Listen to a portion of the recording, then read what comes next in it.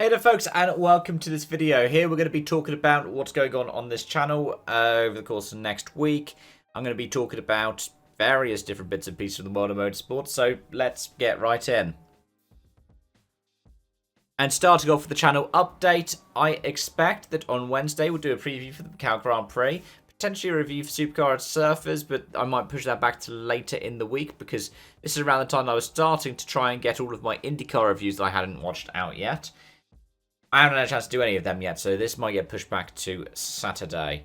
I'm also expecting to do reviews for my Formula E predictions and for World RX. Potentially a review for WRC Cambrian Rally. The finale just happened the other week, but as of right now, I haven't seen the ITV broadcast, so I need to wait for that. And then, yeah, on Sunday, potentially the post-mortem for World RX. There's no F1, there's no Formula E, there's no WRC. So it might be that you end up with something a little bit different for the Sunday video. Over on the other channel on CSRE, we end up with a busy release week as NASCAR 25 releases for PC. I might do that next week. Rennsport is already in its 72-hour pre-release stuff, so that should probably come out with the actual release on the 13th. Then over the course of the weekend, I'm hoping to get something out for Assetto Corsa Rally. No guarantees on that yet, though, but that is the one I'm most excited for in that time period. And then, yeah, the week after, I'm expecting probably do something for NASCAR 25 on PC. And then after that, Project Motor Racing. It's going to be an expensive month for me. And I need to renew my iRacing because Black Friday deals are already out on the market. But either way, as always, thanks for the support on this channel, guys. I really appreciate it. And over there on CSRE as well. I haven't done any new content for the past couple of weeks, but I do have a lot in store over the next couple of weeks as well. Let's get into articles. Because the big thing that happened in terms of the world of rallying is the fact that Tänak has announced that he is leaving Hyundai and leaving the WRC on a full-time basis for 2026. Now, what's going to happen? It's not clear. It's expected that Hyundai will announce their 2026 lineup before the finale in Saudi Arabia, so we have a couple of weeks until it comes out. It's not officially confirmed that Adrian Formeau is back for 2026, though it is most likely that he's going to stay in place. He's shown great potential, and I would like to see him do that. And there is actually a balance of opinion within Hyundai. Andrew Wheatley has said it could be that they go for experience. It could be that they go for some youth prospects as well. I would hope they keep Formeau in that second car. For the third one, maybe alternate. Danny Sordo could come back, though I reckon his time in the WRC is pretty much done. Maybe just bring him back for Portugal and Islas Canarias. Those are ones that he's good at. You could bring him back for the final round of Sardinia as well, because that's one that he's won at twice. Could bring in Andreas Mikkelsen for a few rounds, though predominantly give him a gravel one. The last time around, they gave him a lot of tarmac stuff, and whilst he has won the ERC and he has won the IRC, he's better on the loose surface. So maybe the faster events, you know, your Finlands. Do we have Estonia as well next year? I think we have Estonia back as well next year, don't we? The Latin American rounds. Those are the kinds of ones that he's good at.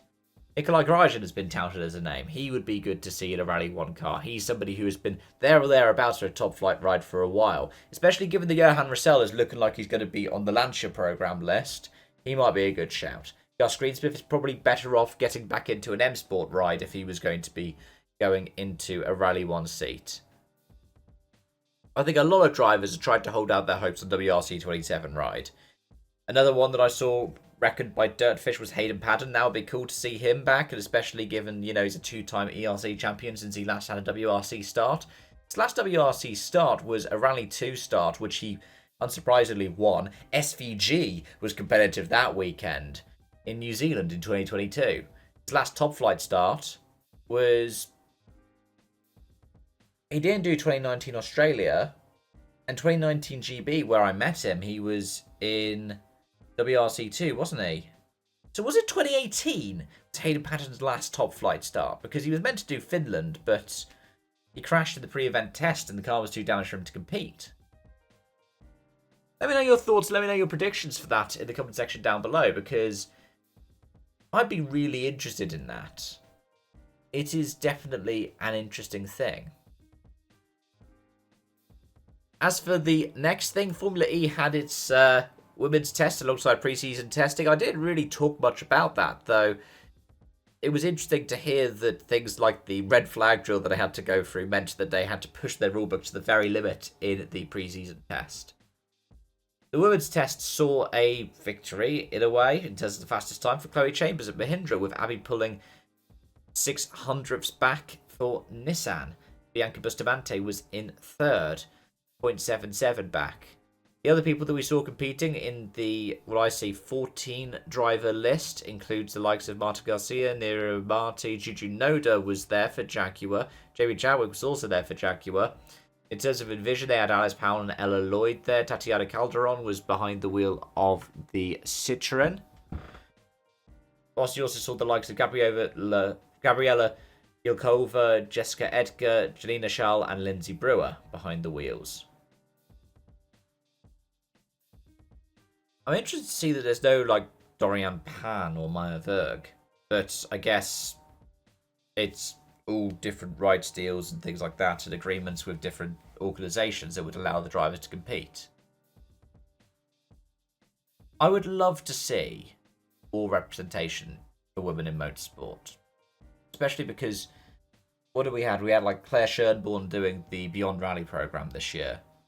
That's outside of the Iron Dames, the most in terms of top level representation we got.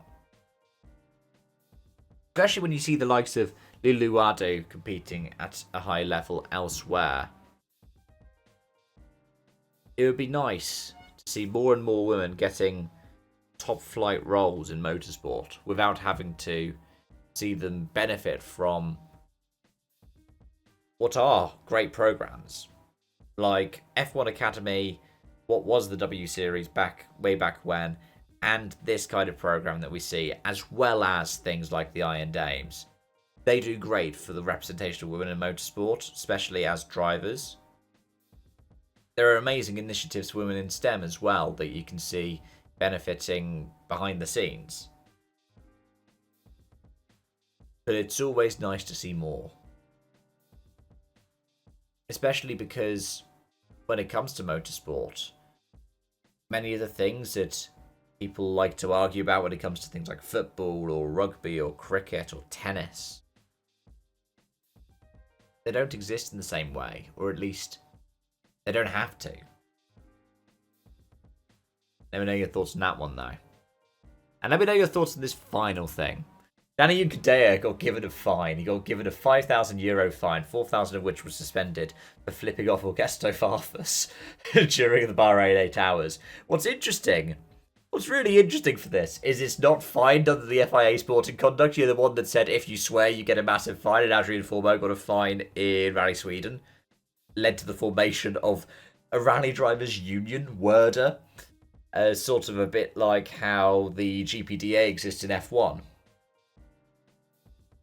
But yeah, after contact with Augusto Farfus, he got fined for rude and disrespectful behaviour. It's funny.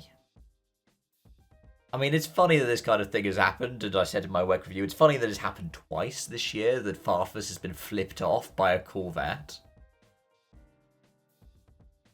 Juncadella must have had that in his mind when he did it, though. But either way, I think it's funnier, especially given that we're talking FIA election season here. That all happened, and yet somehow it didn't fall foul of the FIA's rules. It's almost as if they were designed with certain series and certain drivers in mind, and somebody flipping another driver off in WEC wouldn't have fallen foul of it. Despite the fact that, if you think about the kind of rule it is, probably should have. But either way, folks, those are my thoughts, those are my feelings, those are the things that are on my mind. Thank you so much for watching and joining. The next general notice will be next Monday, which will be nice. 2 weeks in a row that we're getting on a Monday? Sounds very strange. Oh well. Till next time. Bye for now.